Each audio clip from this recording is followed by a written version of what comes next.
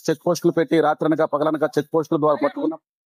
Hi guys! ఈరోజు మన కొత్తవలస మండలంలోనైతే సే నో టు డ్రగ్స్ అనే ఒక సైకిల్ ర్యాలీని నిర్వహించడం జరిగింది. ఈ సైకిల్ ర్యాలీలో భాగంగా మన స్కూల్ స్టూడెంట్స్‌తో పాటు మన మండలంలో చుట్టుపక్కల ఉన్న స్టూడెంట్స్ అందరూ పార్టిసిపేట్ చేశారు. అండ్ ఈ సైకిల్ ర్యాలీ అనేది యలకోట మండలం వరకు సాగింది కొత్తవలస నుంచి. అండ్ అలాగే ఈ సైకిల్ ర్యాలీలో మన సీఐ షణ్ముఖరావు గారు కూడా పార్టిసిపేట్ చేశారు. అండ్ ఇందులో మన చుట్టుపక్కల ఉన్న పెద్దవాళ్ళందరూ కూడా పార్టిసిపేట్ చేశారు. ఈ సైకిల్ ర్యాలీ ఏంటంటే మన యువత అనేది మత్తు పదార్థాలకు ఎక్కువగా బానిస అవడంతో ఈ ర్యాలీ అనేది నిర్వహించారు. మన సిఐ గారి మాటలైతే వినండి ఒకసారి. డ్రగ్స్ కు వ్యతిరేకంగా ఒక సైకిల్ ర్యాలీ అనేది ఆర్గనైజ్ చేయడం జరిగింది.